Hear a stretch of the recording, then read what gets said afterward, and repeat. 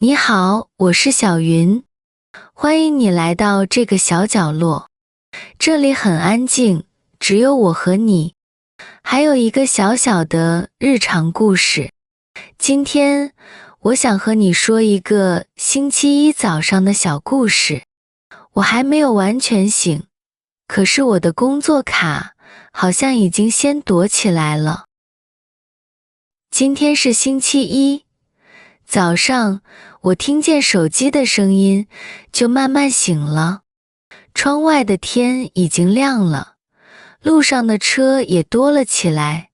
星期一的早上总是和周末不太一样，房间还是那个房间，可是空气里好像多了一点要去上班的声音。我起床以后，先去洗脸，然后换衣服。桌子上有我的包，有手机，还有一个小本子。我把手机放进包里，又把本子放进去。现在时间还早，可是星期一的早上，我还是想早一点出门。我一边看时间，一边想，早上应该不会有什么大问题。可是，就在我要出门的时候，我突然发现我的工作卡不见了。我站在门边，看着自己的包，心里有一点急。工作卡不是什么很大的东西，可是没有它，我进公司会很不方便。我先打开包，看了看里面，手机在，钥匙在，本子也在，可是工作卡不在。我又把包里的东西拿出来，放在桌子上，一个一个看，还是没有。我对自己小声说，不要急，他一定在家里。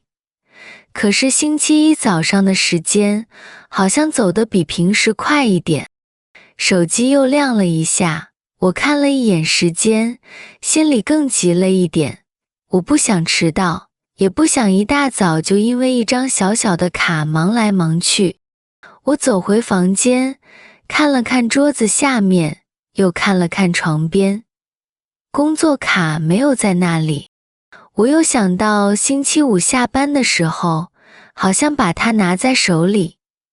那天我回到家以后，先脱了外套，然后把包放在椅子上。想到这里，我马上看向门边的外套。那件外套安安静静地挂在那里，好像什么都不知道。我走过去，把手放进口袋里，左边没有，右边也没有。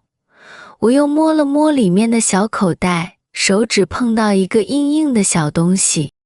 那一刻，我一下子笑了出来。工作卡就在外套里面的小口袋里。我把它拿出来，看着上面的名字和照片，心里终于轻了一点。原来它一直在这里，只是我忘了。这个小小的工作卡在星期一早上让我找了好一会儿。我看着它，觉得有一点好笑，也有一点可爱。好像他也不想太早开始上班，所以躲在外套里多睡了一会儿。我把桌子上的东西重新放回包里，然后把工作卡挂在脖子上。小小的卡在我胸前轻轻动了一下。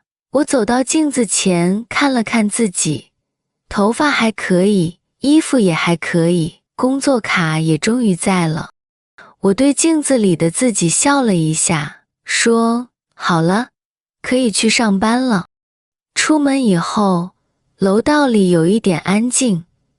电梯门打开的时候，里面已经有几个人，大家手里拿着包，有的人看手机，有的人看前面。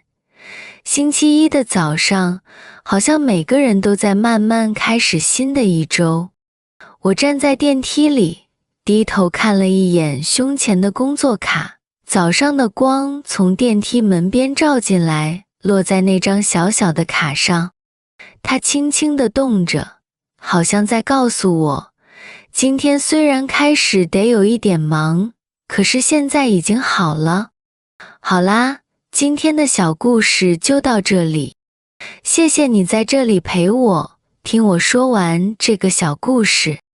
希望你今天也过得轻轻松松，安安静静。我们明天再见。